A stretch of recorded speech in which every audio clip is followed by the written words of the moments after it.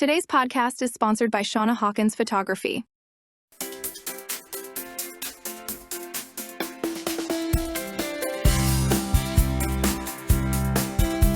Welcome to the Mental Health Raw and Open podcast with your host, Jody Betty.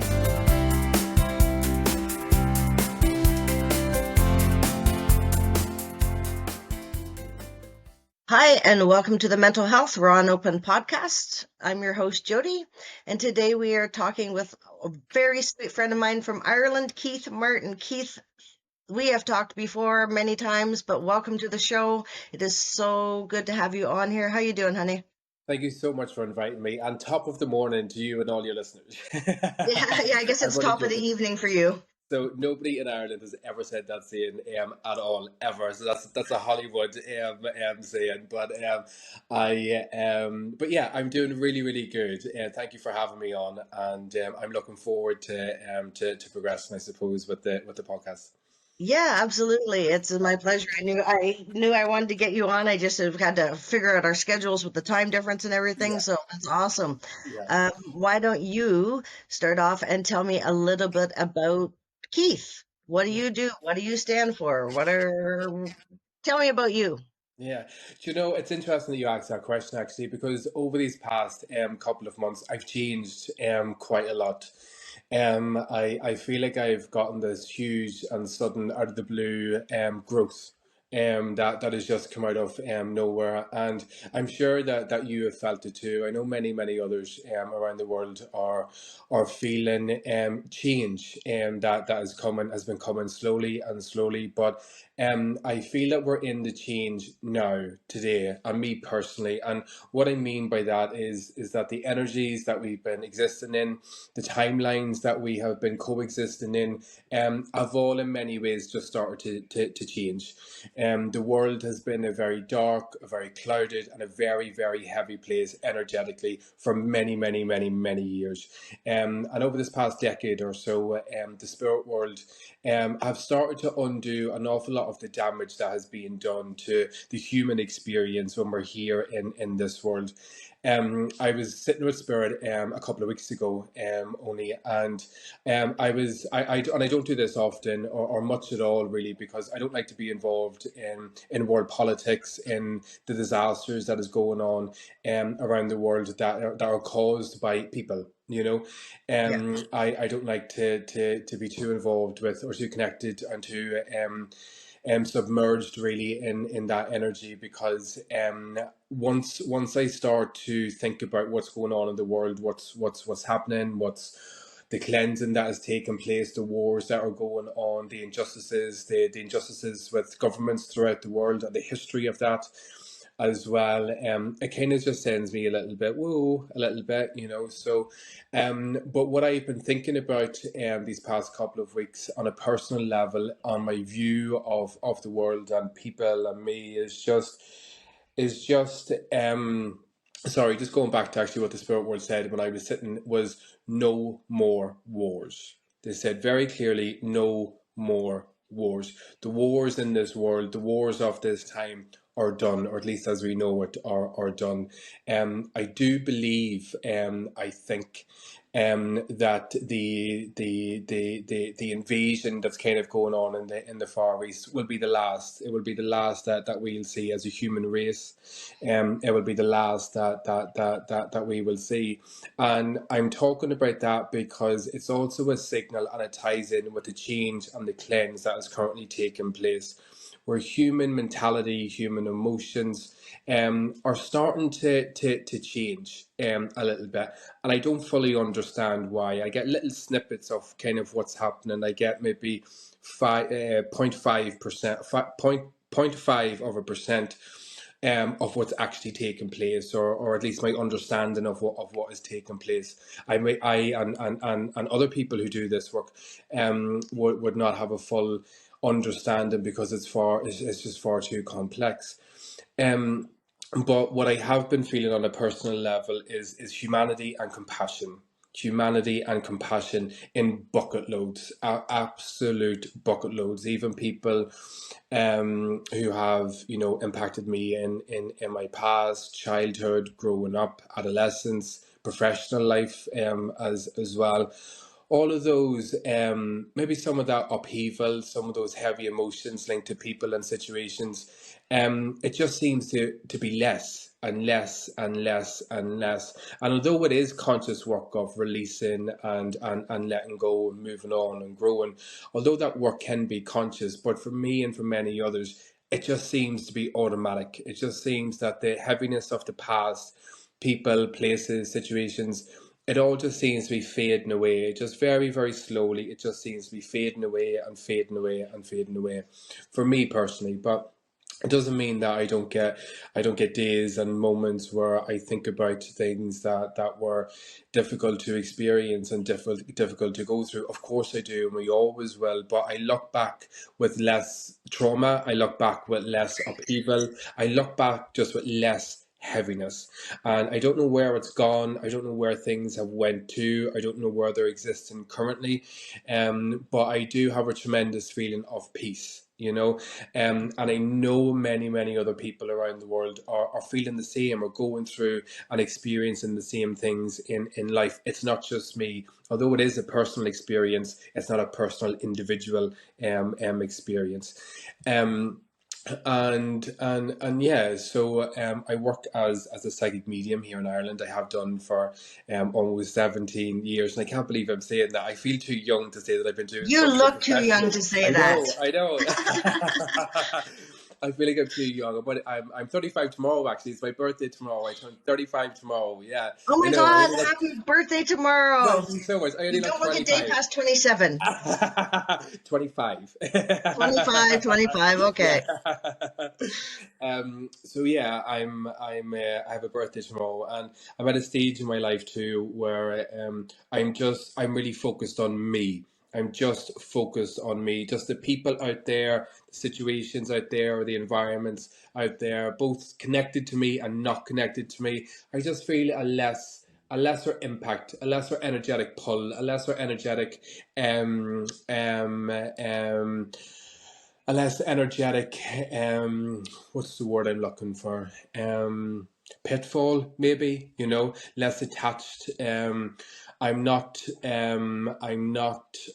going down mental or emotional avenues that will drain my energy. Do you know? I'm Right. totally focused on rebuilding and growing, and I know many others are too, and that's amazing to see. It's amazing to witness. It's amazing to experience just from my consciousness almost, and being conscious of it just on a personal level is a little bit, it's magical actually for me, if I'm honest, because I do have a little bit of an interest in kind of world politics, what's going on around the world, although I'm not attached or heavily involved or heavily consuming all of that information. But I do still have that interest, and the interest really is humanity. How is humanity being served in countries around the world? Where does the disservice lie, and what changes are currently taking place? And yeah, that's very interesting to experience. You know, very Yeah. interesting. But what I've noticed also these past couple of weeks, or these past couple of months, with the readings that I'm doing at home, is there's always a tremendous amount of peace that needs to be brought through in the reading, mentally and emotionally, very specific or trauma specific, life specific for those people. And that's interesting because it's a change in work for me, kind of as a psychic medium. That approach, or the clients that are coming have changed kind of slightly, which is also really interesting. And I'll talk about that actually, because when we work with energy, be it a healer, a psychic, a medium, or just an inspiring person that wants to put good love, compassion, consciously love and compassion, or spiritual love and spiritual compassion into the world. Because when we work spiritually and when we work energetically with healing energies, with people who have passed over, we don't need to be a medium. You know, we just need to have that intention. And sometimes healing comes in many different forms. And Yes. one of the most prominent forms with the rise of social media is these videos, podcasts, and it's people just talking to people, having a conversation. There's no media, there's no big time executives, there's no narratives, there's nothing being pushed down onto people as sold as impartial information for people to digest. People can now see the world, I think, with much clearer eyes and clearer ears as well, because the truth is really on our mobile phone for the most part, of what transpires and unfolds in this physical world. We can find most of that information really on our phone, and that is still growing, it is still evolving and still evolving. And I remember hearing John Edward, the American medium John Edward, say many years ago, 10, 15 years ago. I think it was at a book launch, or he was doing a big promo, and he was asked a question about the future of mediumship and the future of spirituality. Like, how are the spirit world going to reach the masses in the future? What's the change to take place? Back then, it was about 15 years ago. Back then, we didn't even have internet. And he took out his phone and he just said, "Our phone.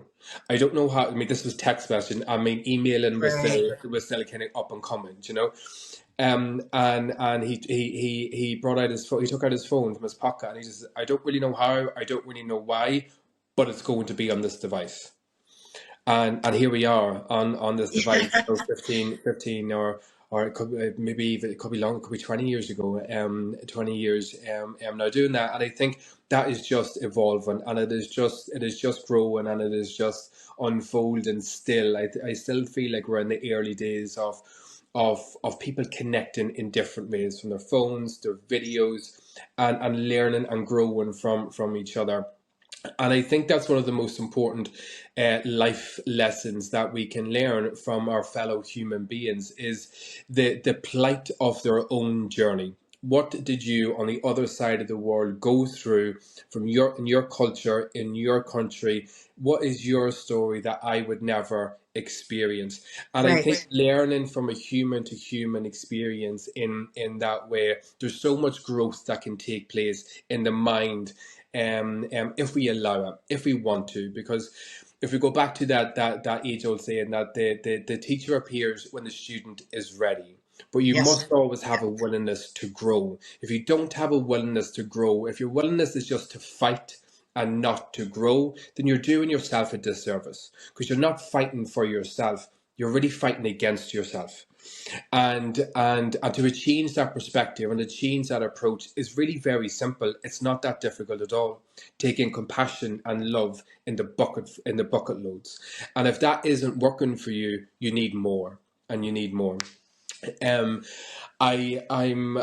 was just today, actually. I've seen just a couple of things online that have kind of sent my head into a spasm a little bit. Is the amount of or the increasing racism that we're seeing throughout the world, the increasing I hate you because you're different to me, whatever form that takes: skin color, religion, ethnicity, background, sexuality, gender, all of these things that are none of your business. Yes. See this nose? Keep it out. Keep it out. Because if you don't like your nose, or when your nose is in other people's business and you don't like what you see, why are you there?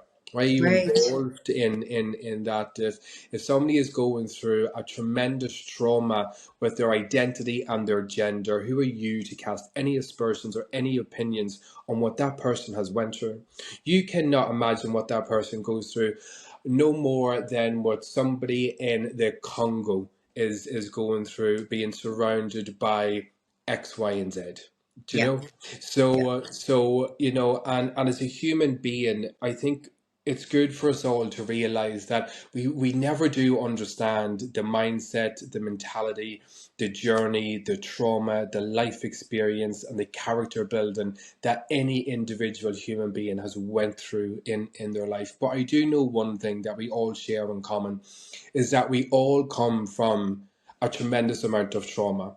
It just really is a question of how much trauma does each individual person have, you know, and that trauma could be linked to their background, their childhood, growing up.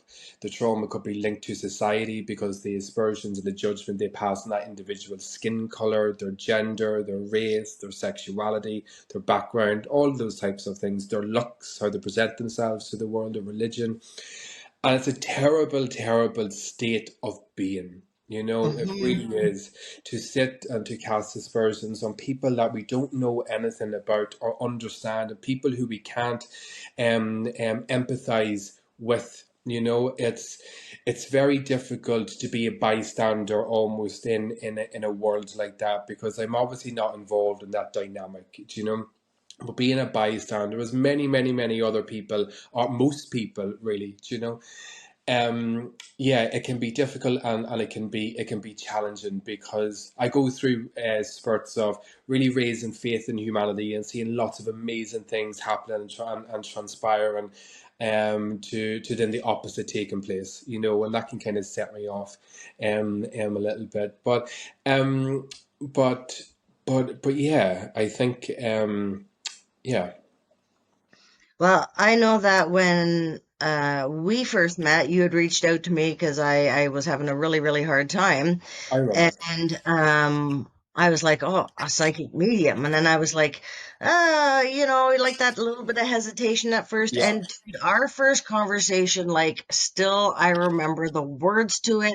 You blew my mind, like, literally blew my mind. I was like, oh my God, like, and it just opened up a whole new world for me because it was like, you were so spiritually aware and awakened and so gentle and kind with how you presented the information. It was like amazing. And it really did like heal a big chunk of my trauma that I had over my mom, right? Like it was Yeah. just like Yeah. so many unanswered questions. And then I was like, oh, well, I don't know this guy. And you know what I'm saying? I'm just going to Yeah. go on Yeah. blind faith. And then you just Yeah. absolutely blew my mind away, dude. And the things that you said and the things that you touched on were like literally life changing for me. And I cannot like thank you enough for that. Like it was I I incredible.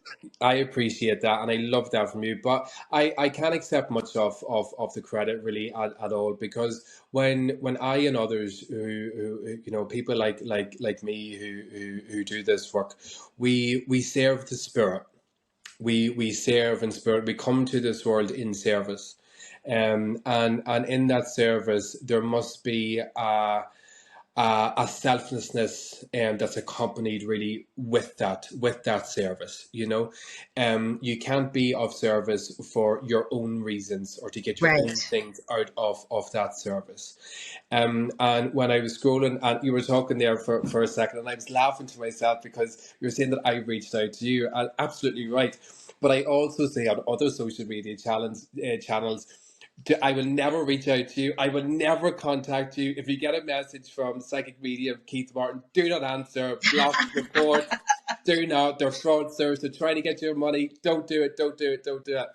But I seen that on Twitter, and I was just like, no, I want to reach out. But when I get that pull almost to reach out a little bit, I'm experiencing something. There's something within me that's saying, reach out, just reach out, or just a little bit, and that is spirit led. That is divinely led as well. That's not exclusive to mediums and psychics and people who do this work, because I maybe should actually explain what a psychic is, what a mediumship is. That probably would have been a good place for me to start. I sometimes trick myself because I've been doing this work 17 years, and I haven't been teaching in quite a long time either. I forget that people aren't on the same wavelength with my terminology, with my expression, and my understanding really of the world and the spiritual world too. So, let me explain very briefly what a psychic is and how I work psychically. Um, I when I work and when we work psychically, we sit, we are still. It is conscious work. but much of it is automatic. We all have sensitivities within us. And when we work psychically, we use our own natural instincts, our own natural psychic ability. And what is a natural psychic ability? Somebody's going to call. You just don't know. I just know that's not going to work out. I'm not going to do it. It's that pull. It's some type of pull that you can't explain. It's just no, yes, or go and do this now. I'm not really sure what's happening. Your mind kind of just has a little bit of a tunnel vision for like a second. You just go, yeah, that's it. I'm just going there. That's it.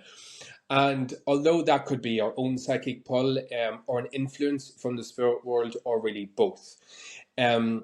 So what I say and how I explain is that pull that we've all experienced, an unkind of explainable kind of pull, that energy that you've experienced, that is what psychic energy is like, quite a lot. It's the closest that we can maybe explain to you in that way.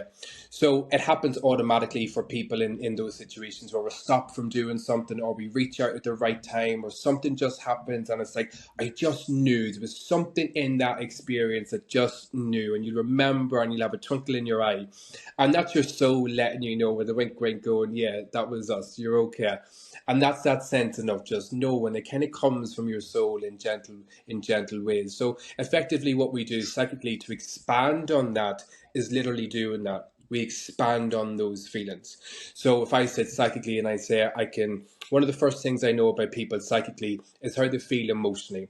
Down, sad, depressed, happy, masking, filled with trauma, X, Y, and Z, however that person may present. You, when I'm looking at you now, you look stronger, you look healthier, you look like you've been eating good, and you've been looking like you've been working out a little bit. And so I can get those little influences of you. What is that? It's either colored greens or the frozen colored things that you don't really like, but you force yourself to eat, and you've been thinking of forcing yourself to eat more to become more healthy. But it's kind of like the frozen green. Is it frozen green beans that you don't like? But you force yourself to eat them, isn't that right?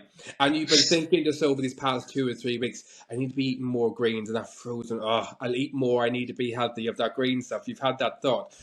So when I just got that little impression that you were getting stronger, you look stronger, so, but why? Why were you getting stronger? And when I send that little thought out of, why is she getting stronger, then the impressions then will start to come, a story will start to build. We're getting stronger, but there's a thought of frozen green beans, there's also a thought that she needs to eat more, and then she also so you're building a layer of a story psychically every single time.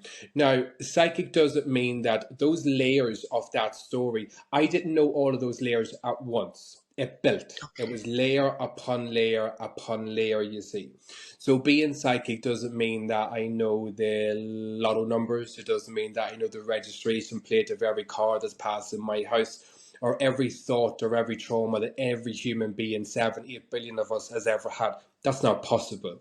But psychic energy is when it is used and used correctly, we just tell a story layer by layer by layer, because what the psychic energy and the psychic reading is doing is stripping back little layers and little unfoldments really of your life, your emotions, your mindset, what's disturbing you, your past, your trauma, your relationships, your dreams, aspirations, all of those things that are very central and really important to you and your soul. You're not going to get, right, I'm really desperate for money, Keith, so can you tell me what shop I need to go to and what number of scratch card? Did you get scratch cards in Canada? Of what scratch cards? Yeah. Can the spirit world give me that information? That's not what psychic really, that's not what we're doing. We're reading you on an emotional level, on a mental level, and on a physical level too. But the physical level that we work with will tie in and be linked with the emotional and the physical aspects of you. So an example of that could be, yes, you're feeling down, but with that downness, you actually stumbled into alcoholism that impacted your life in such a huge physical way. So you have the physical element there and the mental element, the cause. and then the emotional upset, the whole emotional journey from start, middle, and end of that whole traumatic experience. Right. So that's what psychic energy is. That's how we read it. This is very loosely, okay? It's much more in depth, and it can be more expansive, but that's a good understanding of it. I had a psychic experience. It was just 3 weeks ago. Actually, I was driving. Well, it wasn't psychic. It was the spirit world speaking to me, actually. But I'll tell you this story very briefly because it only happened 3 weeks ago. I was driving to the Spiritualist Church here in Belfast. And I was meeting up with a very old friend, somebody who I started development with probably 15, 16 years ago. We were in one class together for a couple of years. So I hadn't seen him in quite a while. We were meeting up at church, but he had just lost his mum. And he hasn't left his house in almost a year. He's an older man. I think he's in his 50s. He hadn't left his house in almost a year. He was really depressed, really isolated, extremely anxious. And I mean to the point where he wouldn't even go out and do food shopping, he was very isolated. So I was driving, I was kind of just thinking just about tonight, and I was calling in the spirit world, just asking for messages, a little bit of love, a little bit of compassion, and a little bit of inspiration. And when I was driving, I just heard third message, yellow flower.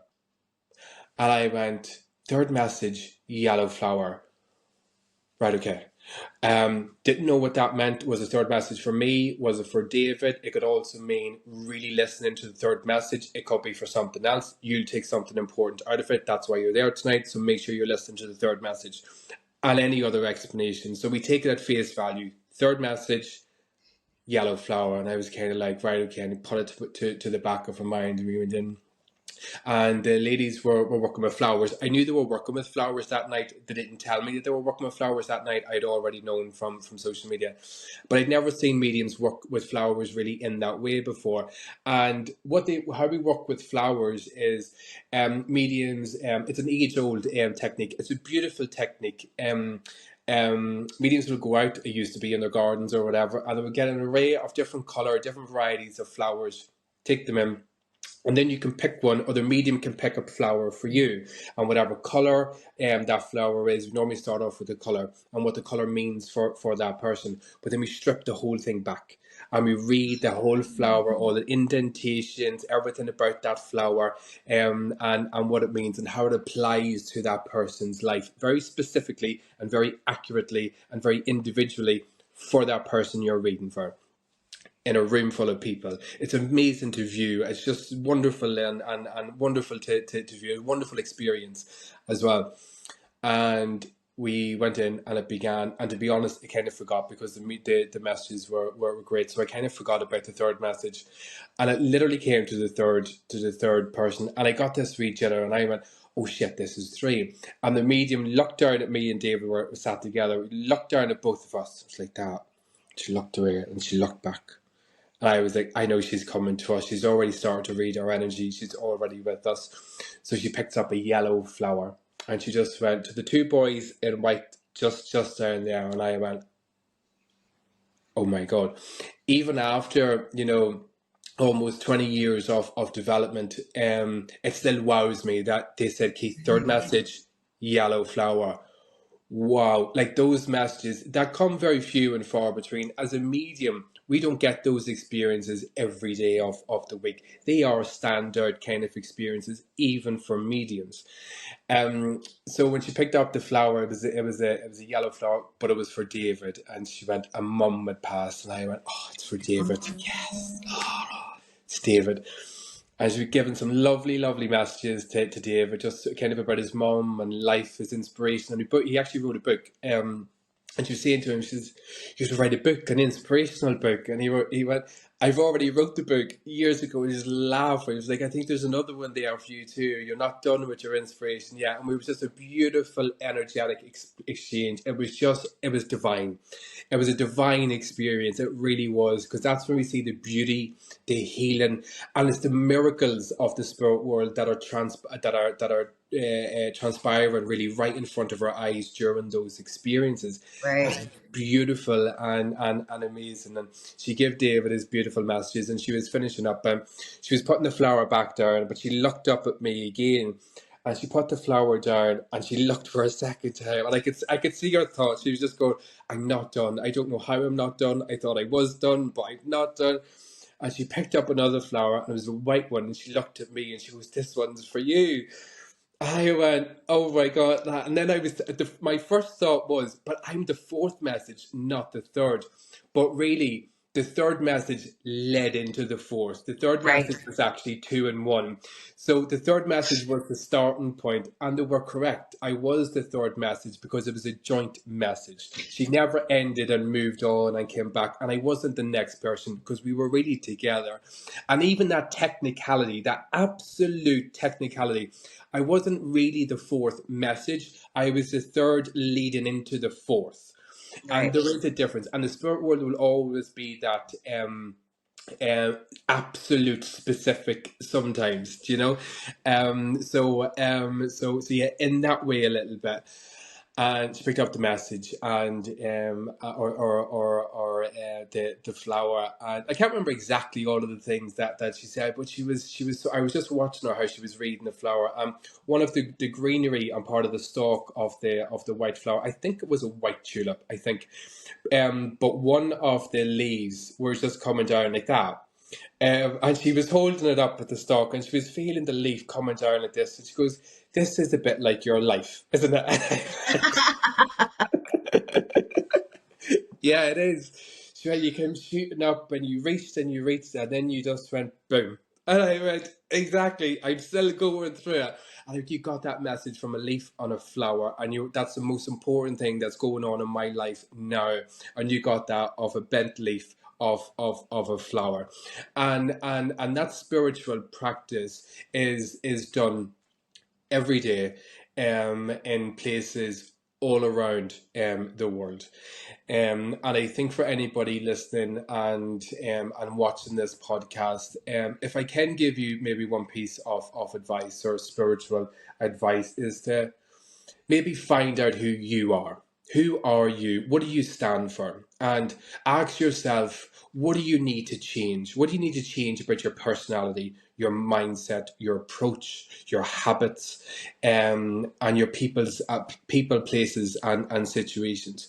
Start to analyze your life from the bottom up and go on that journey, on that period of self-discovery, or maybe finding out who you are all over again, because we have to do that with us, with ourselves as life unfolds, because we're not the same people that we were 5 years ago, a year ago. We change. We can change very rapidly, very quickly, and very unexpectedly too, and through conscious work too, obviously.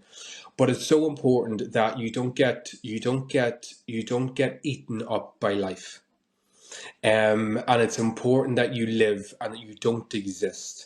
And if you feel that you're existing and not living, and that you're scraping through life, then the reset has to start with you, not your outer world. Your outer world Right. can be fixed. Yes. Your outer world can be fixed secondary. It's second or third in the line. But the first to change is you. And you have to go through your list and create your own list of what you want to change, what you want to grow. Do you know? Right. Um, I'm going to apply that actually to that checking in, how important that is, because, when life unfolds and when we grow, when we go through trauma, loss, when we feel like we're taking a back step in life, or life isn't progressing as we really, really want, and it's really stopping us in our tracks, either mentally, physically, or emotionally, then the taking of stock is really our responsibility. It's our personal responsibility to constantly check in with ourselves. And constantly, sometimes I've been starting to do again is, why am I feeling like this? Whatever the situation is, if there's a little experience that I'm going through, I have to ask myself, why am I feeling this? Why am I feeling these nerves, apprehension, anxiety, fear? What is going on? Am I being stopped from something? Am I being prevented from something? Or is this my fear and my anxiety that I need to work through? And with work, you'll get to know the difference, because you can test it and you can try it out and go, well, actually, I didn't need to be anxious. So that feeling that I had It wasn't anxiety at all. That experience that I had, it was actually great, you know. So I think checking in with yourself is so important through every stage in your life. It's not something that we just do once or twice throughout our life. It's an ongoing journey of self-care, self-discovery, and self-improvement too. It's so important with self-improvement. I just remembered I need to go back to mediumship because I kind of explained psychic work, but I didn't explain mediumship. But I talk about psychic work with cards actually, because when we work psychically, we can use some tools like angel cards or tarot cards, many other different tools. There's a vast array of tools that we can use.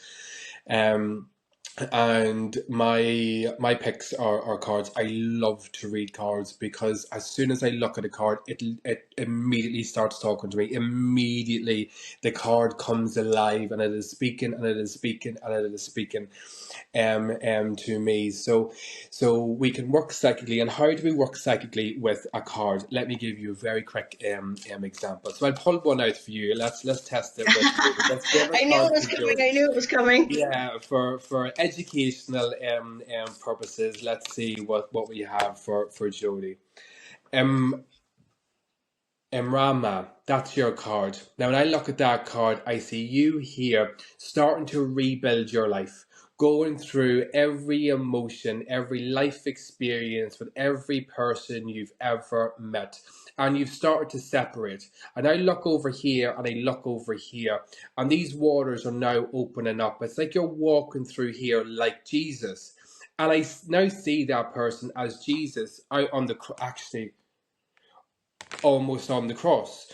That now looks like a representation to Jesus. But this is you in this card. This is you in this card. And what this tells me why you look like Jesus is healing. You are going through a tremendous amount of conscious healing and conscious growth. I've never seen Jesus before in that card, and I can't stop looking at it. I can't stop looking at it. And see, quite often, this is important too. I've been using this deck of cards 3, 4, maybe 5 years. I've done thousands of readings. I've never seen that before. And I will find every so often, relatively regularly, I pick up a card, I look and go, I've never seen that, but have I never seen Jesus in that card before? And I remember a little bit, and I may use that again, but that's part of the reason how that card just opened up to me and came alive. But let's continue. But now these rocks look like you're separating your issues. You're separating your past and you're separating your future, and you're clearing a path forward to move your life forward mentally, but more so emotionally, because you've been stuck, not even in this card, way down, way over Yeah, here, 20 cards back. out of the card. The work that you've done now has taken you to this place in this card, which is amazing. Now I'm looking at the light in this card, and what this tells me is that you have a new thirst, a new energy, and a new interest in all things spiritual, mediumship, psychic, and spiritual development too. Your connection with the universe, your connection with the spirit world, and your connection to the own divine within you as well, most importantly, because I know you've been looking for the divine within you these past couple of months and creating that in your own way. Isn't that right? Yeah. Yeah. Now, what I'm looking towards is the journey to here, because here's where you want to get to, is here. It looks like a palace, a total amazing way to exist, to coexist in the ultimate place of freedom, healing, nurturing, and love, and just the state of being like, Yes. we're not Yeah. moving towards a physical mansion of a, a $100 million estate somewhere in Canada. That's not the goal. The goal is the temple within, and that is just peace. That's it.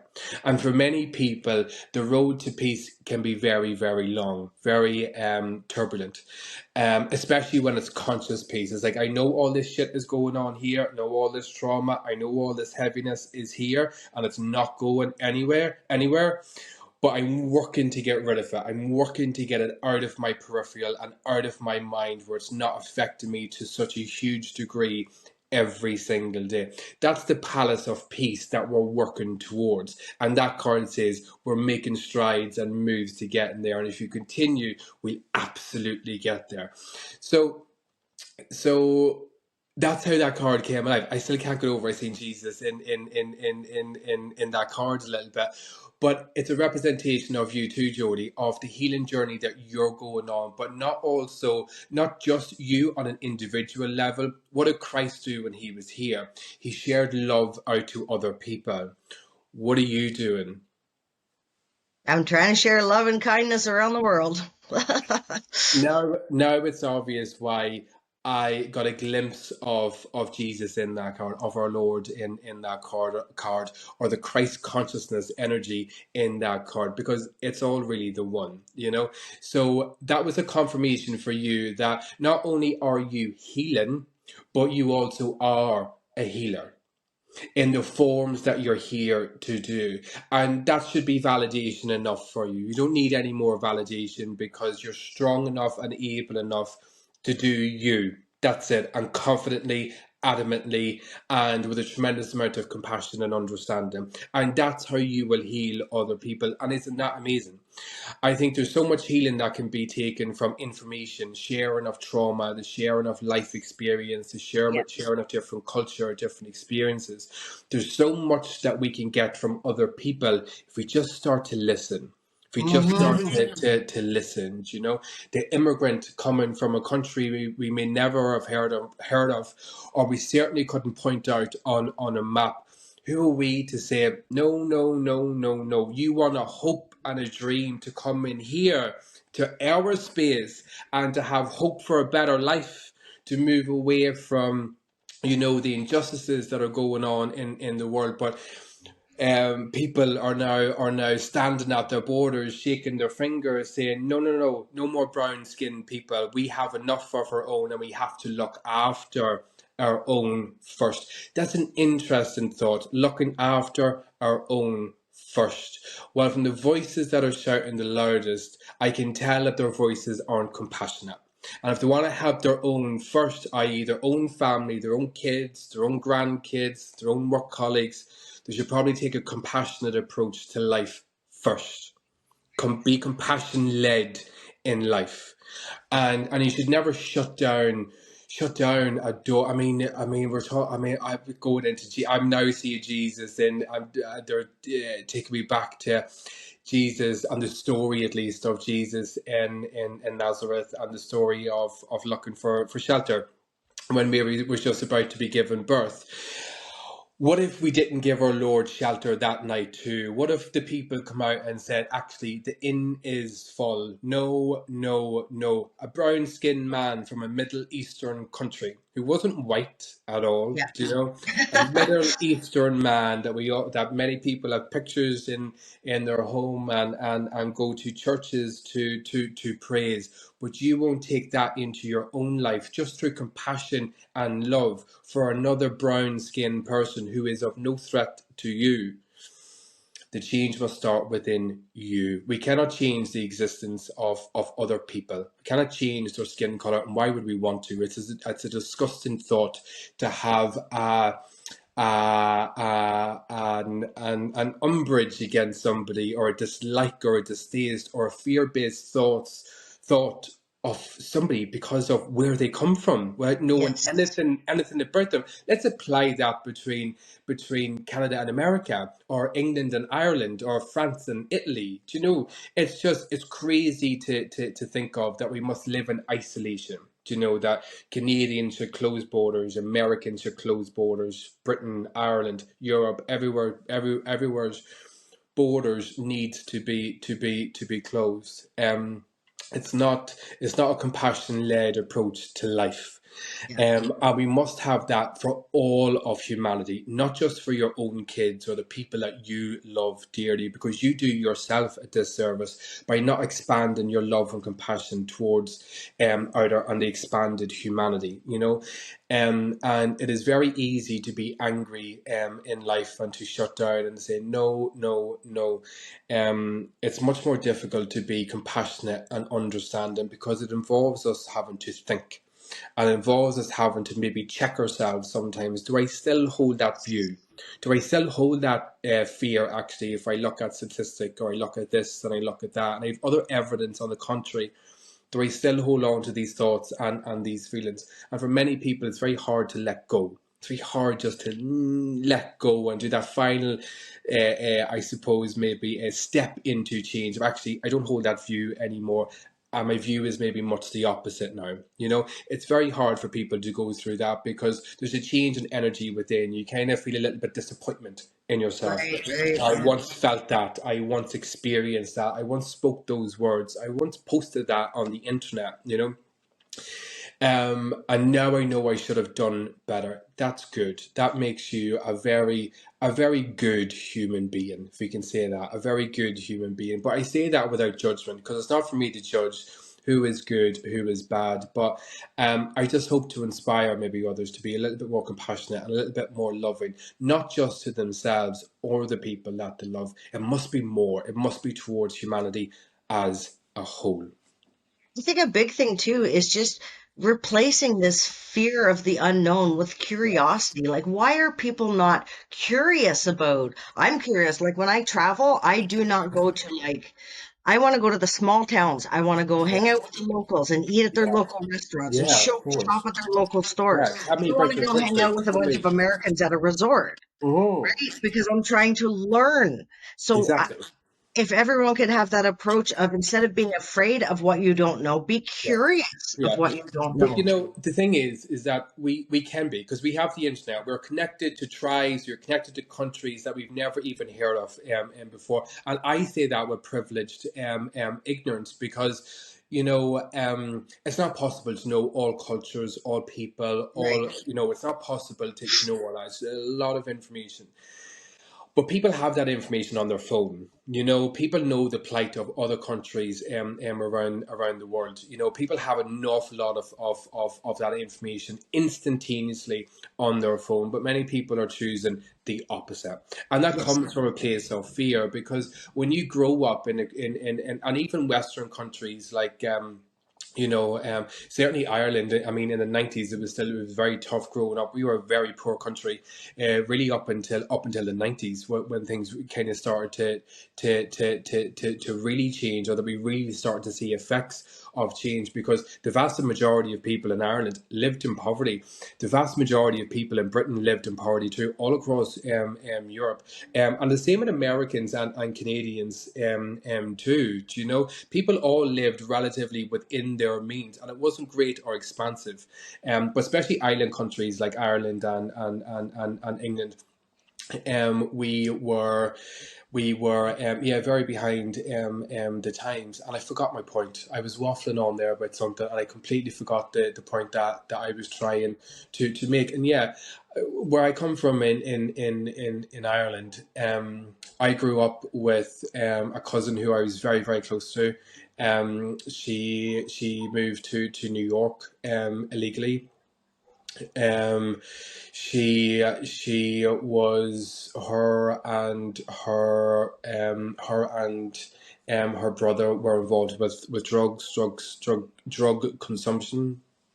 And so have I. I've done loads and loads of drugs when I was younger. But the point of the story is that they were involved. She needed to go. She needed out of the country, and that was her. Her brother kind of took a slightly different path, and slightly in his life became more turbulent. But my cousin, you know, I grew up with my cousin and other family members leaving Ireland, jumping on a plane with a bag of clothes, with their suitcase. I think my cousin, if memory serves me right, she had $100 in cash leaving Ireland. She took $100, and she had that in cash, and that's how she started her new life. An illegal immigrant, but it was okay for her. And it's okay societal terms for her to do that, because she was Irish, she was white, and she travelled from Ireland to America, and she was actually welcomed. She wasn't told no, no, no, no, no. She was welcomed. Why? Because she was white and Irish. That means nothing. that means nothing. So we need to go beyond judging people from their race, their culture. It serves no purpose whatsoever. It means nothing. There are good and bad in every single culture around the world. And some of the most deprived countries and third world countries in the world is where you will find the most compassionate, because they have nothing. They don't want an iPhone, they don't want a mansion, they don't want Gucci. They want love, they want stability, and they want a safe place for them and their family and a chance to prosper. They don't want anything handed to them. They don't want keys to a farm or keys to a business. They just want a chance and an opportunity from a repressive economy or government or situation. They just want a little bit of hope. Isn't that human nature that goes beyond culture and skin color? Of course it does. So who are we to ever judge somebody just from the country or the culture that they come from, either in a positive or a negative way? We must take people at face value. Always. And if people are coming into a country, I don't know how this got on to immigration, but I'm quite passionate about it. I don't talk about it an awful lot online. I don't, because I don't post challenging things or controversial things. Well, sometimes on my social media, but yeah, who are we to judge? Who are you more safe with? Are you more safe in a room with a black Irishman or a white Irishman? What's the skin color got to do with it? It's irrelevant. Are you more safe in a room with a white or a black Canadian or American? It's not a factor. It's not a determination factor. The skin color. It's not. We take people at face values, and it's really harsh and really hard to see so many wealthy, very wealthy countries, and most of those wealthy countries made their wealth of the countries that they raided throughout time, and for those countries to stand up and start to say, actually, no, we don't want any of you for any reason, no immigration whatsoever. It's not a case of controlled or whatever. It's really moving into a case of no, close the borders, no more black people from countries we don't know of. That's the real message that the majority of right-wing extremists are saying, and it's so unfair to yourself, to your community, to your family, and to your future as well. Because what if your daughter or your granddaughter or your great granddaughter married somebody who didn't have the same skin color as you, and somehow in 20, 30, 40, 50 years time, when the age of internet, there's a record of everything you've ever said and done, and it's all there for future generations to look into. It's not really, it's not good enough to put into the world. Do better. Let's do better, and let's be compassion led and humanity led and led with love. Now, that's not to take away from, there's lots of problems throughout the world, but none of those problems are down to innocent black people who've done nothing wrong, and they shouldn't be held accountable for issues that are happening in countries that are thousands of miles away from them, that they've never stepped foot in. What's going on in countries in Europe and America and Canada, again, has nothing to do with people from further east. And I also believe that we are moving towards one race. The black and the white race has come to an end. It has come to an end, and in the not too long future, we'll see just one united race. And because I have that understanding from a spiritual perspective, racism, any form, just feels totally right. Racism is the equivalent to you getting that pen and just sticking it in some crevice in your why?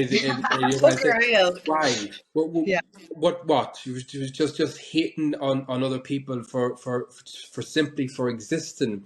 They're not the problem. They never have been the problem. They're not going to be the problem tomorrow either. The problem will always be you, who are spewing hate and doing a disservice to humanity. We should be coming together as one united people. Why not? Why not? Are we really that different? Do you know? Are we really that different? We might eat different food, but I might want to try some of your food because I love food. It's so true, right? It's You so know, true. you know. Yeah.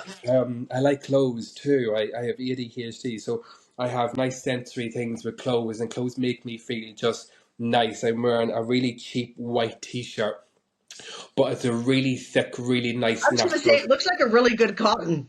It's not, but it is a thick cotton, but it just hugs me, and it's a perfect fit. It just fits me perfectly. So, and even with different cultures, with different expressions of clothing and footwear and colors and designs, I'm like, wow. You know, Thailand with their color bombs of clothing and Yes. life expression, because you can really express life through color and what you wear and how you express yourself too. So I find all that really interesting and amazing. And I think the world just needs more of that. Don't we need more culture? What is the culture of Western societies now?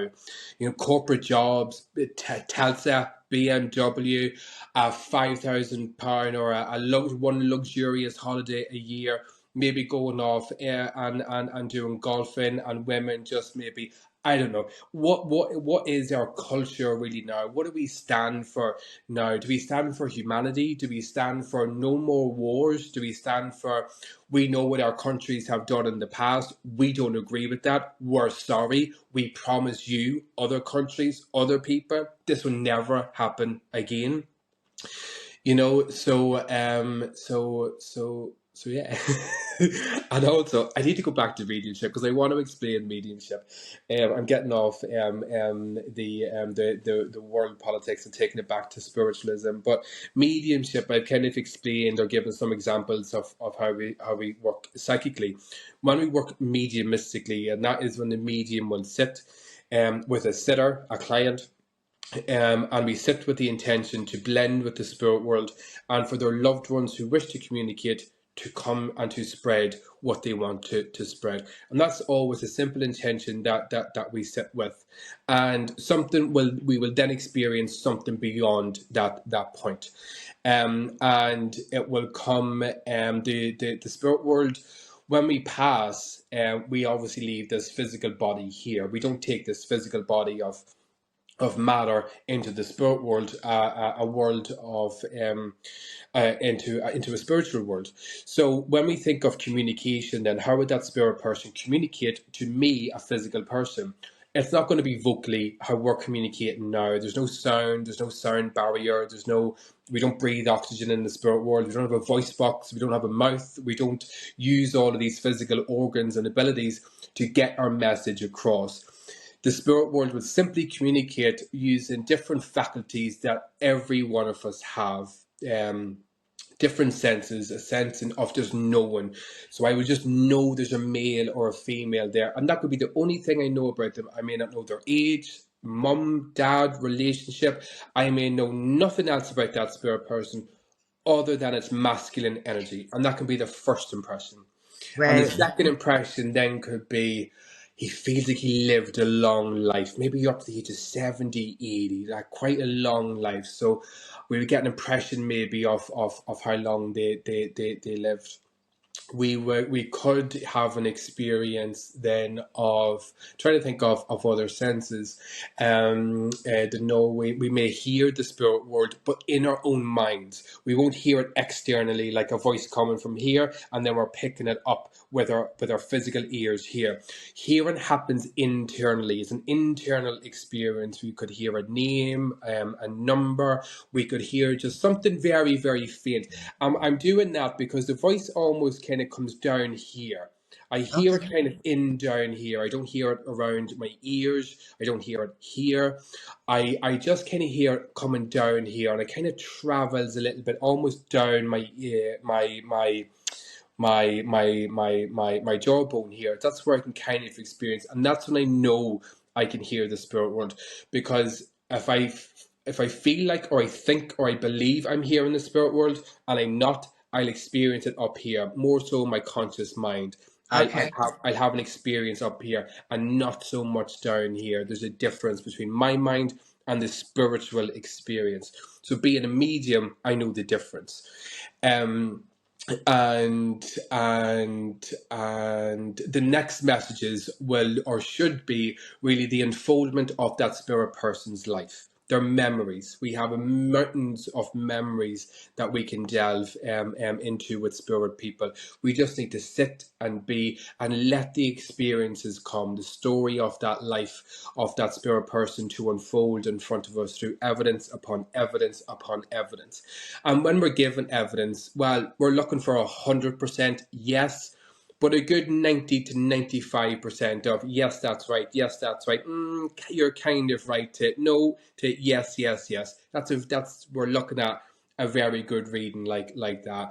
Um, um, and yeah, so when we work mediumistically as well, most of our information will come from the memories of that spirit person, Okay. their memories of, where they lived, what they done for work, what clothes they used to wear, or their interests, their hobbies, their mindset, their personality. There's so much we can describe about a person and describe through the memories that they give us as well.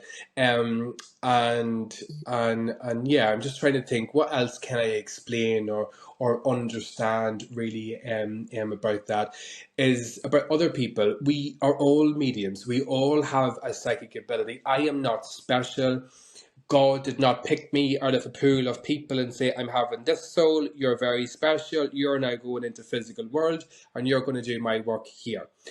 It's not really so much like that. We are all picked by we all come from a divine source. Our soul is created. It has a place of creation, and it is created by a energy, a source energy, a mother, father, God, a source, a creator, a divine creator, whatever expression we want to put on that. But what all religions agree on, at least, is that we all have one, Right, which right. which which is good. Okay.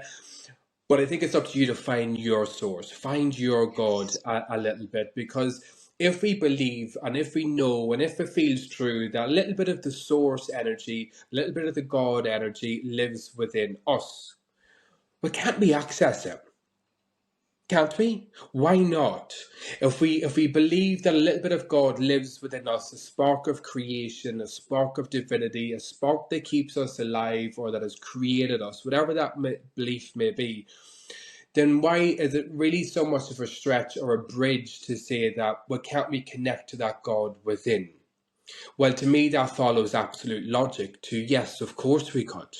Of course. So I think to find your own God and to find your God, just start to look within and be compassion led in everything that we do, every endeavor, every thought, every word that we speak. We should always be compassion led, and it should be a conscious position to come from, because then you're looking after yourself and then you're trying to be a better person, and you're trying to be a better person than you were yesterday. And if we do that consistently, life will always get better, always, in Yeah. many ways. And I'm sure you're experiencing that, Jody, are you? Yeah, bits at a time, like as I find closure and healing Yeah. with certain things, as I Can I get just rid. ask? Can I just ask? Yes. When you find closure with certain things, so just take your mind to when you're experiencing that, when the thought of closure kind of happens, and you kind of get feels like, actually, I know I'm starting to put these experiences to bed.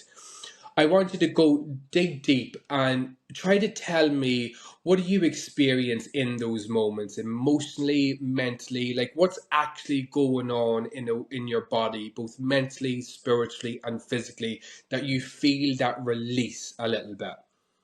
What So experiences? I carry a lot of stress in my neck and my shoulders. Okay, so Um, carry the weight of the yes, world on your yeah, shoulders. Yeah, yes, that's exactly it. yeah, So, um, for example, I just had like some closure with foster sister that recently found me.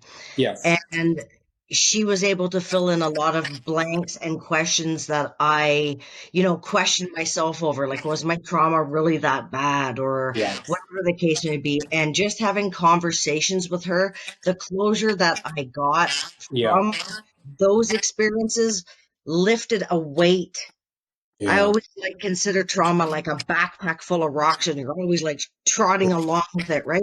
It Yeah. lifted a boulder out Yeah. because these were all things that I never expected to get answers to. I'm going to pause you there because I'm having an experience now that I want to share.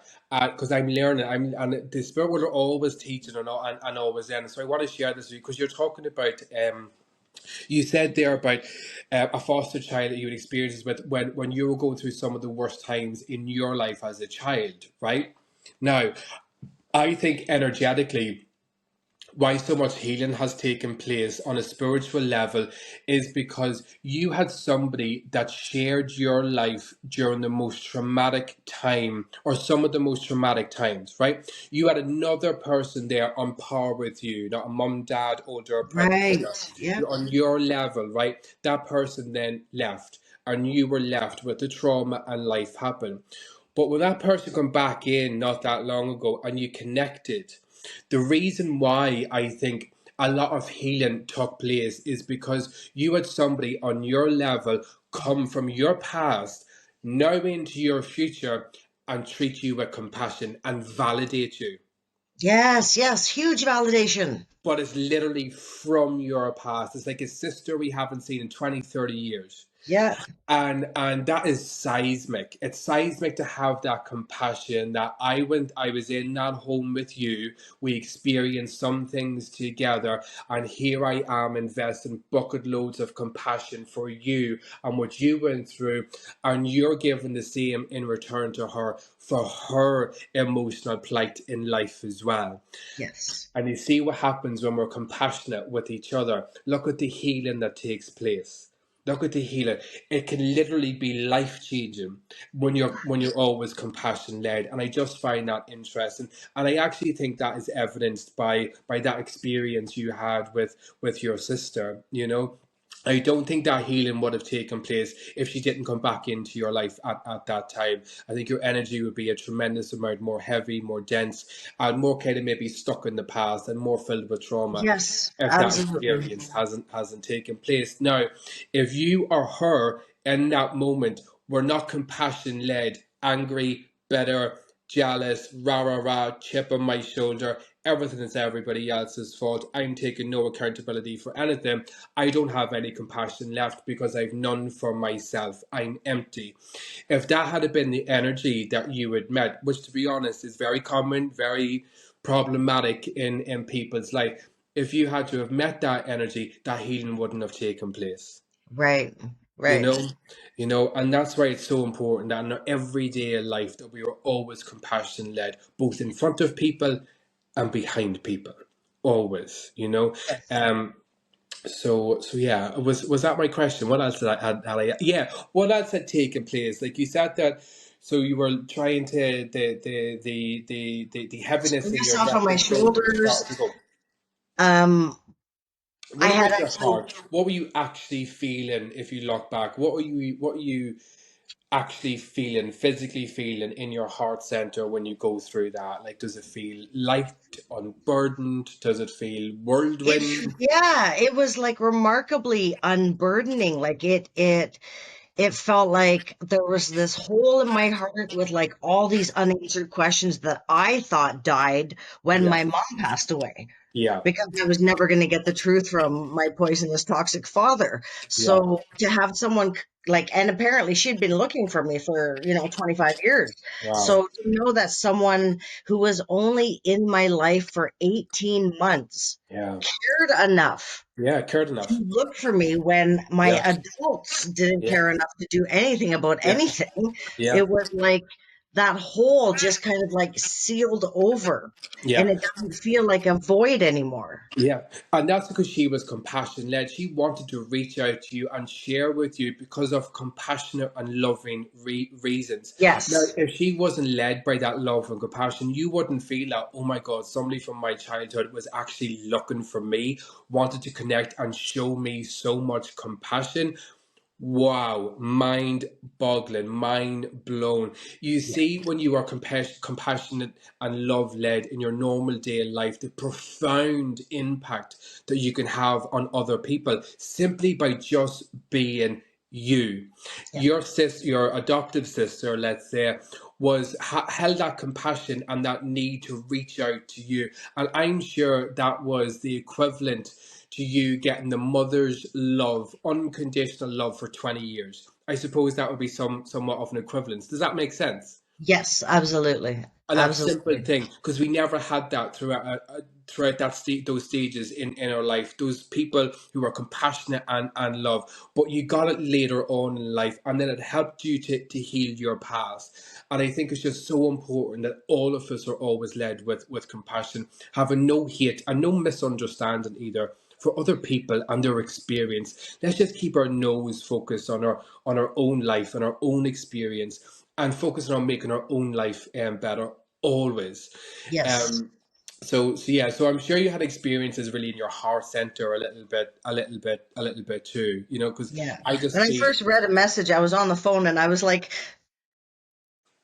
uh, I gotta go. I gotta read this again. I'm not even sure what I just read. Kind of like, "Yeah, I'll call you back," kind of thing. And then I like hung up the phone and then I read it again. I was like, oh my God, like it's actually her. Like, Yeah, and I didn't have a last name either. So I was going, like, I looked for her but how do you look for someone with just a first name? It's yeah, impossible, right? yeah. I know. So Yeah, yeah, it was an yeah. amazing experience and But I'm but forever grateful. no doubt the spirit world brought you together and helped you, facilitated you coming together for that healing to take place. Absolutely, and that is a really good example of how the spirit world and the universe heals us without the need for another person as a medium, a healer, a psychic. It's all automatic. It is automatic.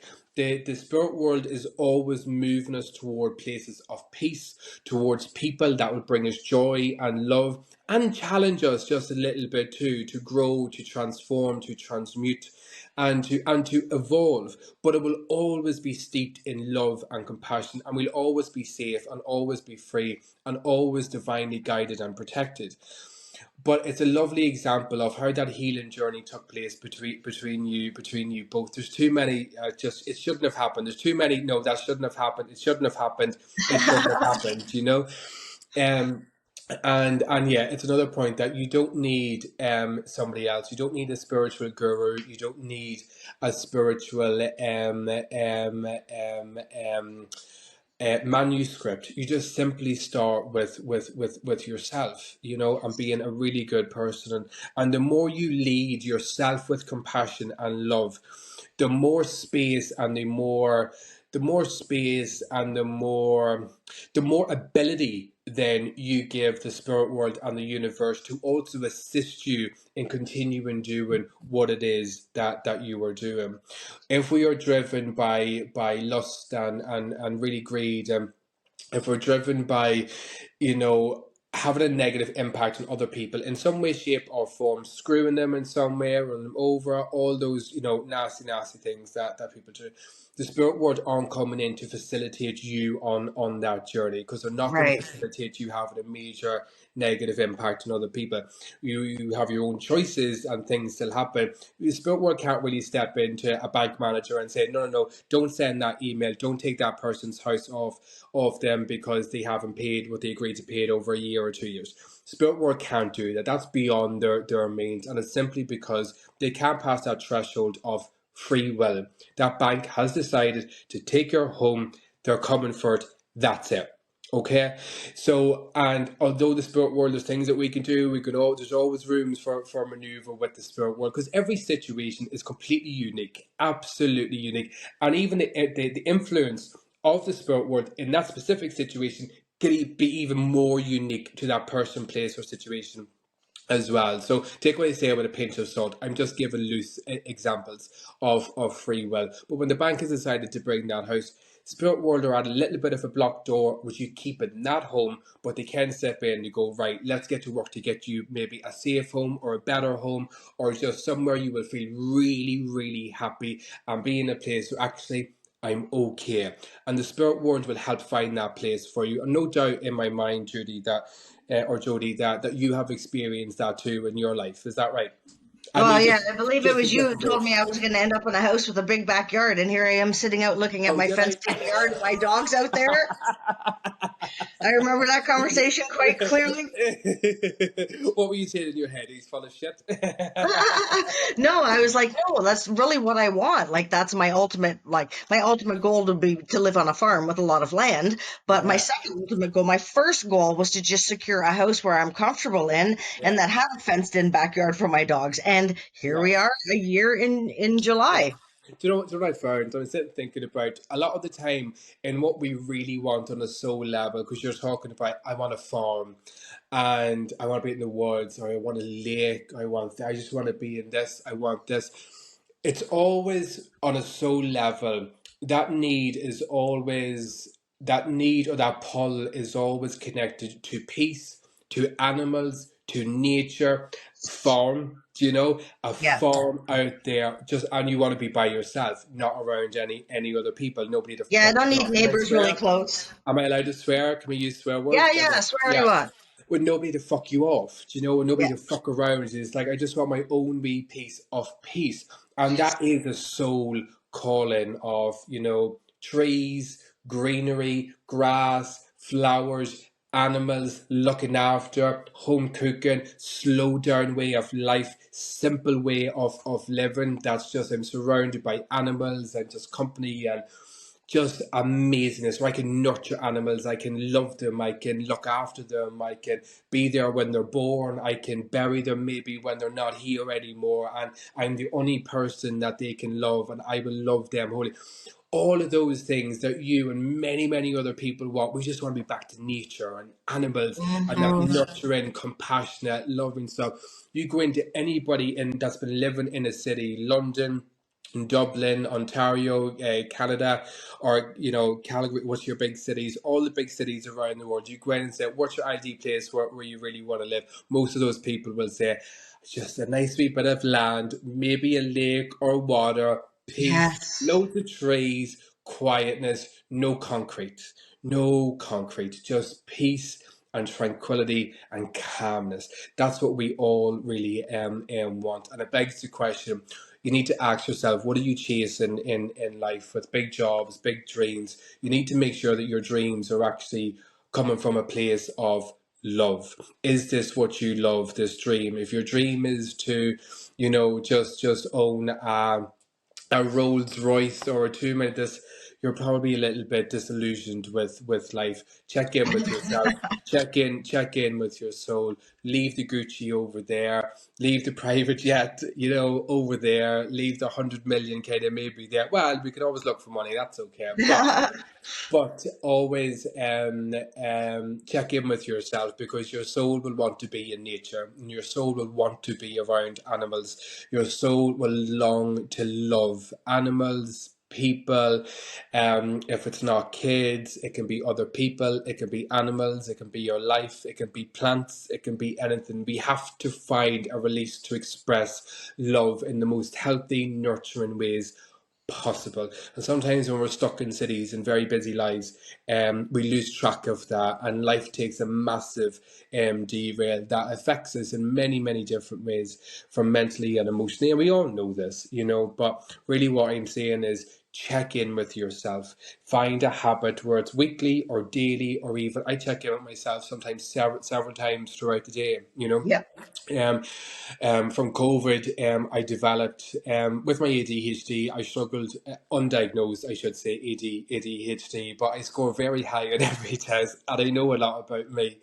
So, yeah, I have ADHD, and I'm also uncomfortable with that label, because I've been sitting with this for a long time, and people who are neurodivergent, such as autistic and ADHD and other neurodiverse conditions. I don't even want to call them conditions, but I'm still changing my language and I'm still learning Right, to right. grow with my language, right? I don't really believe that these are conditions that need to be treated necessarily. Okay, I fully acknowledge, autistic people needing extra help and support. That is excluded from the greater point that I'm making. Neurodiverse people operate differently. Their mind works differently, and we have to ask why. Why are neurodivergent people born into this world? Is it some type of condition that is developed?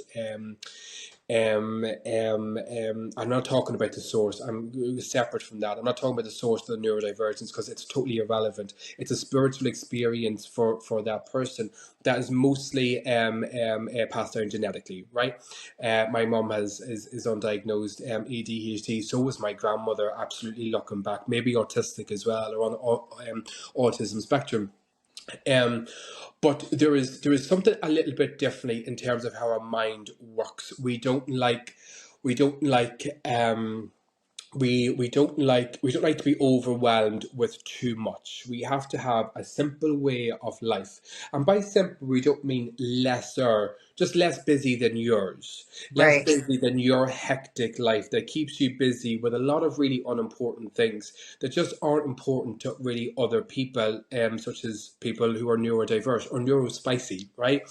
And I've been asking the question why with the spirit world, why are 1 in 25 to 30 kids being born now neurodiverse. 1 in 25 to 1 in 30. And I suspect that figure is much, much, much higher. Autistic kids and ADHD kids are coming into this world like there is no tomorrow. There is no tomorrow, and I don't fully understand why. This isn't about education or the diagnosis factors from 20, 30, 40 years ago that we miss. I'm talking about kids being born in the last 20 years and kids that are being born today. There is a huge increase coming consciously and divinely from the spirit world, here with a purpose and with intentions. And I don't fully know what they are yet. I suppose they're unique to that person. But what I do know is that we are being born to play a role in changing the world little bit at a time. A little bit at a time. Neurodivergent people are strongly drawn to the occult, the spiritual, the supernatural. And it's funny because now I'm thinking even more. A lot of goths are neurodivergent. A lot of goths are autistic, right? How do they look? How do they present themselves to the world? They look and they go. Sorry, I'm not just talking about goths here. I'm also talking about just neurodivergent, all neurodivergent people looking at other people saying, "I don't want to live your life." Absolutely not. That 9 to 5 job. Absolutely not. I am Yeah. not doing that 9 to 5 corporate job. You want to do it, you walk away. But I'm doing this over here, and of course, it's not to take away from the office work and the office job. People work extremely hard, and when we work, everybody is working and giving their best. Doesn't matter if it's an office, spiritual work. Doesn't matter if it's this or that. We're all working hard for the same goal, same purpose: to survive, to live, and to provide. We all come from the same place. Remember, compassion and love. But neurodiverse people are fucking the system up a wee bit. Totally fucking the system up by saying, not doing that. No, you want to teach me this in school? Pin me down and tie me to a chair, because you see that door in that classroom? I'm fucking going out it. And nobody's keeping me in this classroom. I was very disruptive. I was told I was very disruptive in school, but I was a very free spirit who came from an awful lot of emotional trauma, instability growing up, and being in secondary school was a total whirlwind, like it is for everybody going in, But to be told and chastised that you've so much potential, but you're not using it, and you are a hindrance to other teachers telling me that I would never succeed in anything, to making disgusting comments about me, and just Yeah. really inhumane, disgusting treatment of children. Of children, and I say this to teachers who do amazing work. I know teachers, I have friends who are teachers who put their heart into children, and that work is amazing.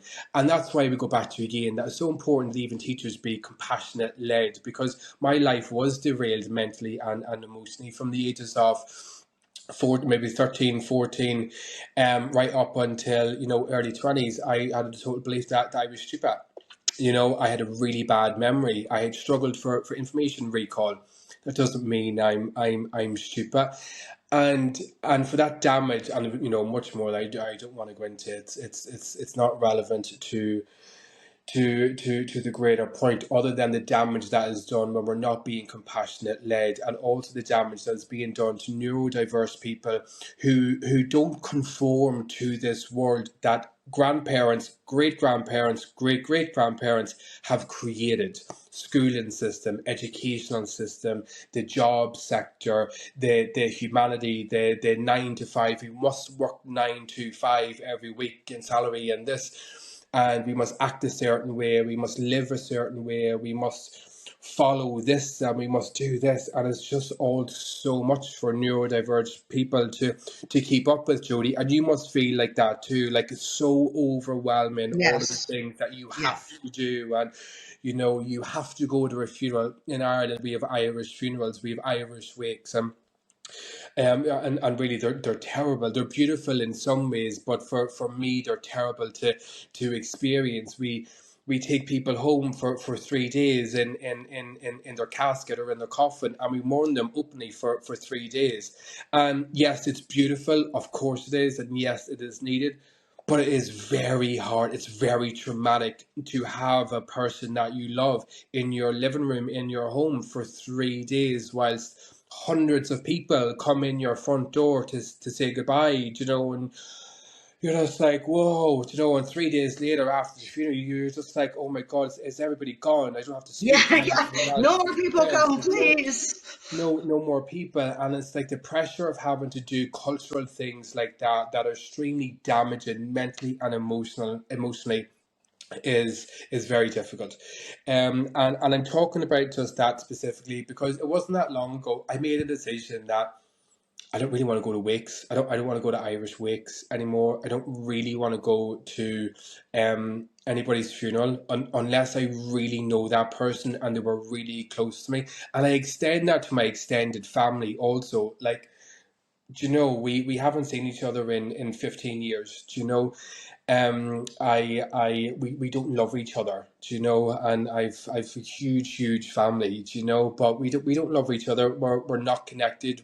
You haven't been a positive influence in my life. I can have compassion for you, I can have love for you, but I can also equally hold the need to not be there at other times where society says that I have to, because I Right. don't need to put myself through that, because I'm okay being me.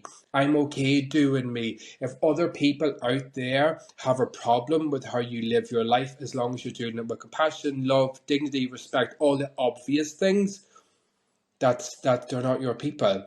And we mustn't have so many of those different voices, those loud voices in our space quite a lot, because it impacts us and it affects us far too much. It's like being around somebody who's negative all the time. Yeah.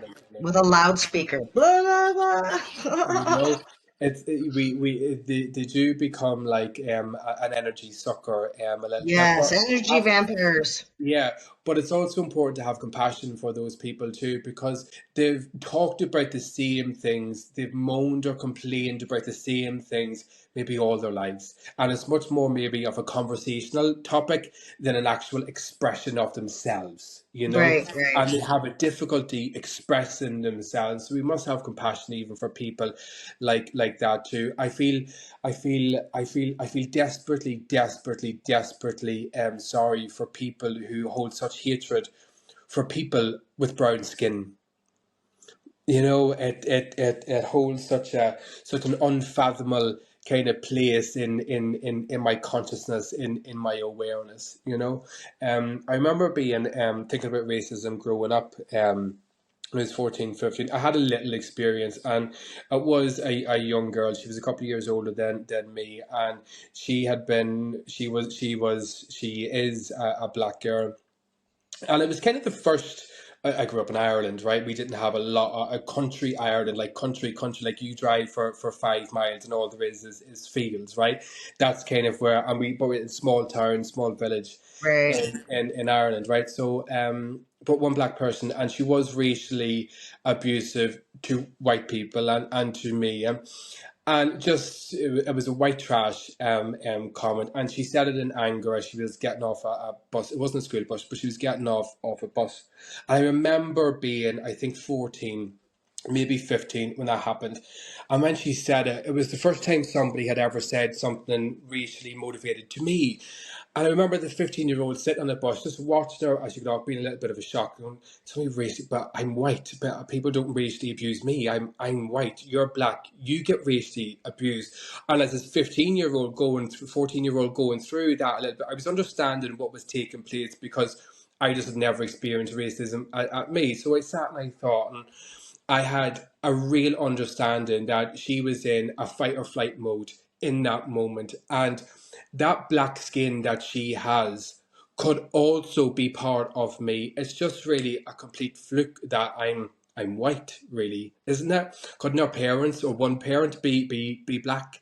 Couldn't your daughter or your son or your great grandkids meet a life partner who has a slightly different skin color or a major skin color difference to you? Do you know? Should that be a driving force for hating other people, a skin color that they were born into? It's just absolutely Yes. crazy, absolutely crazy to me. I'm sorry I've spoken about immigration and racism so much Oh, throughout that's this okay. It's okay. podcast, but it's something that I keep going back to because um, yeah, I think it's just something that I think about quite often, and I think about on a deep level too. Some of the most amazing yogi practitioners come from India, brown skinned people who are doing spiritual work and spiritual practices before thousands of years ago, before countries Yes. that we live in existed or had a name or had white people living on that land.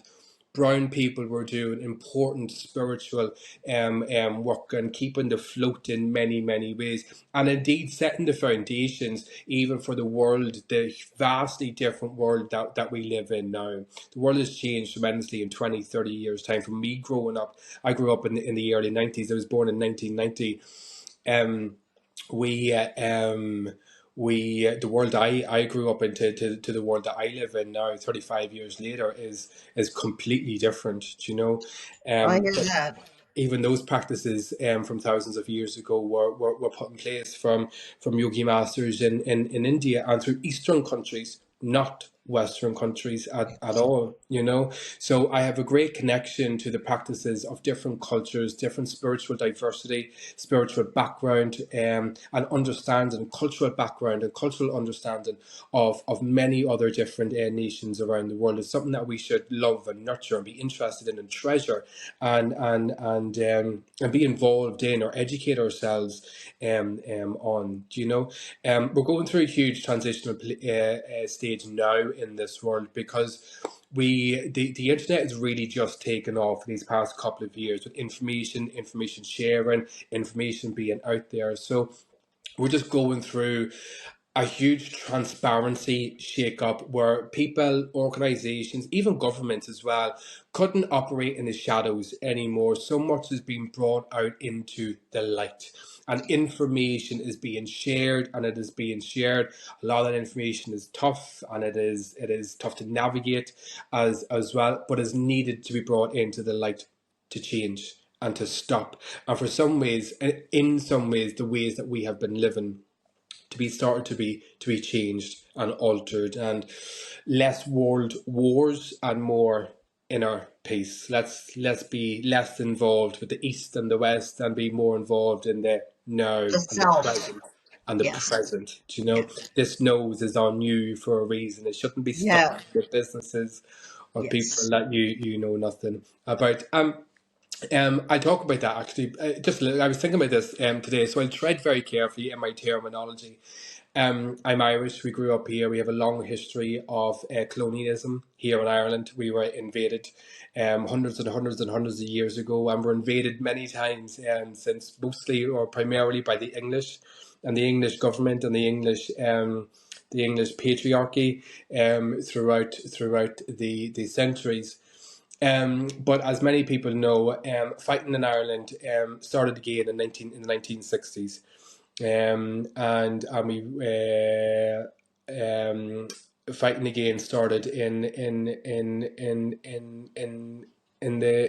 late 60s. And it got really worse in the early 70s, 71, 72, and 73, when the Irish Republican Army, the IRA, were waging a war an internal war here in Ireland, fighting the British that still occupy part of Ireland, and it was a very bloody war, and it was fueled in a distaste and a distrust and a huge lack of compassion simply for your neighbour. Catholics versus Protestants, English versus the Irish, and it's an age-old story that was retold again in the 60s and 70s. It was told again in the early 1900s, the 1800s, 17th, and all throughout history. And what I'm learning about and what my understanding of the spirit world from what they have told and what I've experienced with the spirit world is they've said no more wars, no more. We are done with the fighting on the large scales, and that's exciting. That's an exciting junction to be at, really, in this present moment with that change that's taken place. I think that's fun. I think that's exciting. I think it's exhilarating. Every one of us plays a huge and important role in that change that's taken place around the world, and it's just to be compassion led and to be led with love. Because once you truly are, you'll never ever be wronged. I mean, by your own decisions. Do you know? Right. You'll never be led wrong when you're being led with love and compassion. So yeah, I don't even think I explained mediumship. I did. You did. I You did, got it yeah. all covered, I my thought friend. I was ending that topic and I was going, did I do the mediumship? I was like, I kind of did a little bit, but um I totally appreciate this conversation, and I got a bonus card today, which was beautiful, and it had water on it too, which we didn't talk about because that's my piece. yeah. Um, Yeah, but please, the most, I would definitely like to, like, I mean, you're so full of so much information. I would love to do, like, in a month or 2 months, maybe like a part two, and yeah, we could just like sure. continue this conversation because Yeah. you're such a Even wealth for of. the people have questions or things that they want to talk about Yes, and stuff, because yes. today I didn't come prepared really with anything. I'm just sitting here talking in my kitchen with my dogs. One of them is here, if you can see. You can see Gigi. Can you see her? Oh, hi, baby. Hi, Are you Gigi. waking up? Hi, Hi. sweetheart. She likes to sit on that chair just beside me when I'm working because I'm in my work chair. So cute. So, yeah, she's. I'm just sitting here having a wee chat. But yeah, I would love to maybe come back on, again in the future in a month's time or so and talk about Yeah. different things or different aspects, or people had questions or understanding or just wanted to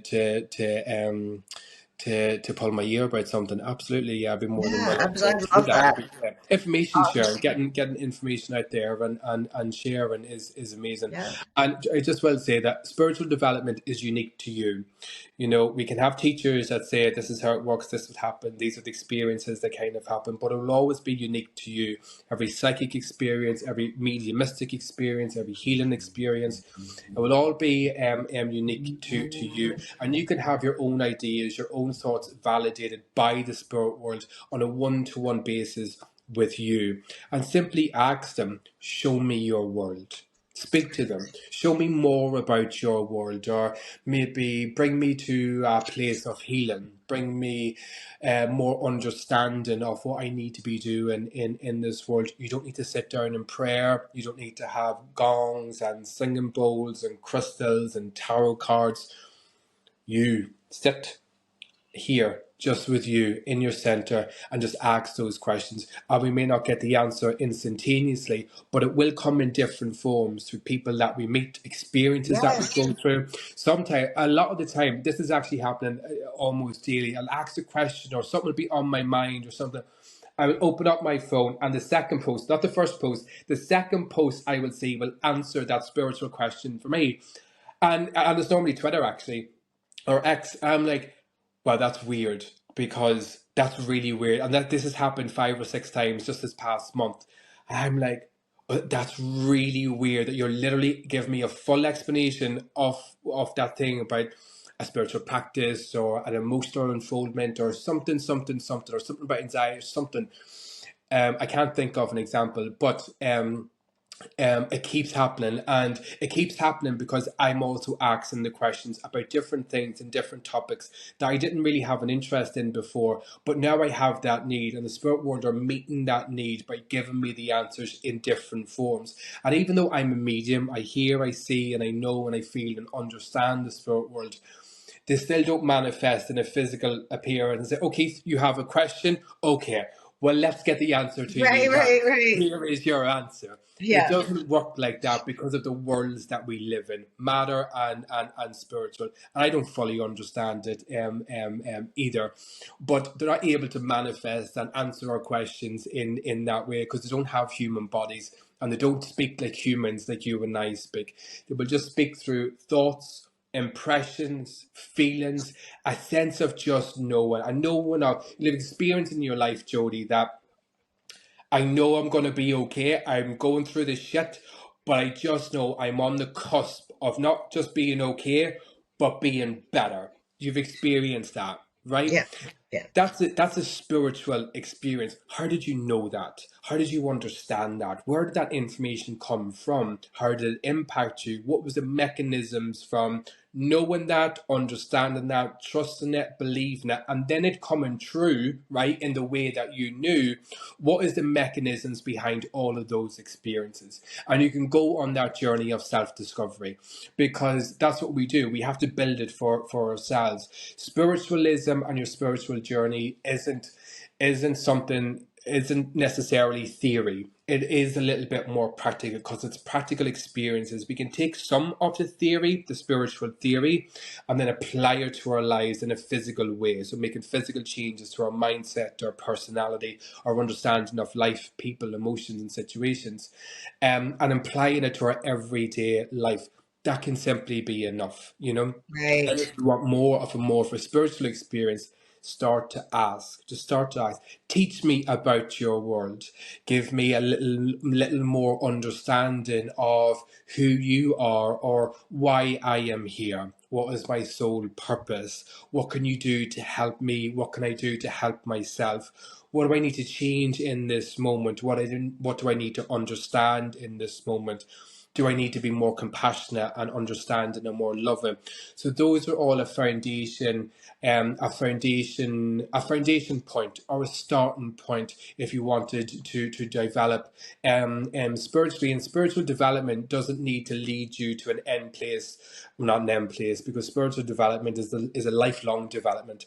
But we don't need to get to a healer, a medium, a psychic. It can just be an understanding of and a building of a relationship with us as an individual, with the universe, and just Right. having that relationship with us, because we all should have that relationship with the spirit world and with the universe that is just unique, private, and divine within us, and is evidence within us as well. Um, just as a final point, as a medium, even going back to a couple of weeks ago, 2 or 3 weeks ago, when I was at the church and they told me, third message, yellow flower. That was a profound experience for me as a medium, and I still get wee snippets of that in my journey of unfoldment as I still continue to go on. I haven't reached the peak. There is no peak to reach. It's just a flat journey with bumps and dips along the way, and that's just really life for everybody. And it's the Yeah. same with every journey we go on. I don't like the climbing up the mountain. I prefer it just to be, because I've ADHD and I'm lazy sometimes, right? So I just want the easiest option, Yeah, right? yeah, yeah. Give me Just a flat few ground. speed bumps in the road. I don't need a Yeah. bloody mountain. Yeah, I know. I'm not ready for the whole mountain climbing yet. Maybe in 5 years' time, if I get to a midlife crisis and I go, right, I have to do mountain walking now. But no. So if you want your life to change, the change starts with you. It doesn't start in your outer world with a spiritual guru, a spiritual message. Well, it could start with a spiritual message, but it doesn't. But that spiritual message will trigger something within you. It's not the Right. medium. It's triggering something within you because you've accepted it and you understand the message, and then that message will trigger then within you. You see, and that's the web and how the spirit world works, how they change and how they heal and how they help us to evolve and change too. But if you want to be a student, place yourself in life as a student of the universe and just be a little bit clear. Teach me about your world.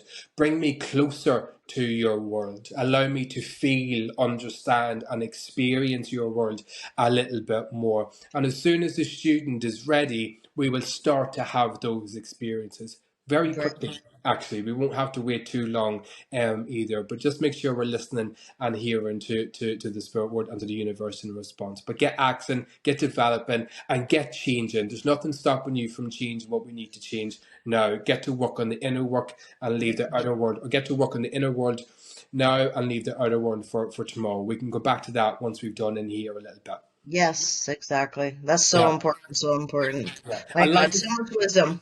life is doing good for you, Jodie. Yes, life Yeah. is definitely on an upswing right now. I got a lot of things on the go, Good. new projects I'm starting, Good. and I have more confidence to be able to start them Yeah. and follow through, which is Yeah. good. So That's amazing. Yeah, yeah, it's amazing that you're challenging yourself in all these new ways too, because you could very easily just kind of, pull the plug and just go, no, I don't want to do much. I live an isolated life, because we can do that, right? But you're constantly pushing yourself to put yourself out there and to grow and to grow and to grow. And you are growing. And I'm sure you can see that exponentially too. And that is amazing. That gives you life force. That gives you life purpose. Life yes, purpose. yes, And when we have that life purpose, most of the time we become unstoppable and have changed massively for the better after experiencing some of that life purpose for long enough, if we give it right. long enough. That's Yeah? exactly it. Yeah. Exactly it. Good. Oh my gosh, I can't wait to re-listen to this. There's so many nuggets of wisdom in it. It's crazy. It's crazy. Yeah. Thank you, my friend. It is so good to see you. Thank you too. Thank you for having me on, and thank you Of for giving me course, time and space to share of some of my course, life, maybe always. some of my scattered information. I have ADHD, so how I communicate can be a little bit scattered, but I'm sure people will give Oh, me me too. I go on tangents left, I right, know, and yeah. center, and then have to bring my train back to the track it was supposed to be on. Yeah, yeah. And then sometimes I go, fuck, fuck, fuck, fuck, fuck, fuck. And Yeah, I go, no, yeah, keep that to yourself. Why are you having this experience? All is okay in the world. Shit is good. You're okay. Let's yeah, go. But I have to exactly. have that fuck first. Exactly, Just get it out of my exactly. system quickly, right? It's self-care, then to look after and nurture myself after the fact. Yes, absolutely, Yeah. absolutely. Right, Um, Jodie? yes, we'll do a part two soon. It's so good to see Absolutely. you. I appreciate you. I'm grateful for your presence in my life and your knowledge and your wisdom, and it's just Oh. good to call you a friend. I'm so grateful for your existence too. You share so much love and nurturing and kindness with the world too. And I really appreciate that within you, but I hope you appreciate it and value that within yourself first and foremost. Yeah. For sure, for sure. Definitely Yeah. learning that. Yeah, good. Well, I send you lots of love and yeah, I suppose we can check up again in the future, really, can't we? Yeah, yeah, I'd love that. That'd Yeah, be good. You awesome. can touch base with me in the future in a couple of weeks and we can Yeah, share. Or we even talk with this. You give me some feedback and stuff as well. You can check yeah, in. yeah. I'm Um, gonna put your socials up too so people can and get in touch with you and that kind yeah. of stuff. Yeah, that's fine. I really appreciate that and I love that. So, yeah, I look forward to speaking to you again in the future. All right, sounds good, Keith. You take care. Bye, Lots my of love, sweetie. Bye bye. Bye bye. And thank you to Dorian as well. Thank you. Bye bye. Thanks, bud. Bye. Thank you for listening to the Mental Health Raw and Open podcast with your host, Jody Betty. Our sponsor for this episode is Shauna Hawkins Photography. With a variety of prints and keepsakes to suit any decor, you're guaranteed to find the perfect piece for your space. Visit shauna-hawkins.pixels.com and make your neighbors jealous today. If you enjoyed today's show, please give it a like and don't forget to smash that subscribe button. And if you appreciate the work I do, why not buy me a coffee? Details in the show notes. Today's episode was recorded and edited by Dorian Kent and produced by Jody Betty and Dorian Kent. This has been a Raw and Open production.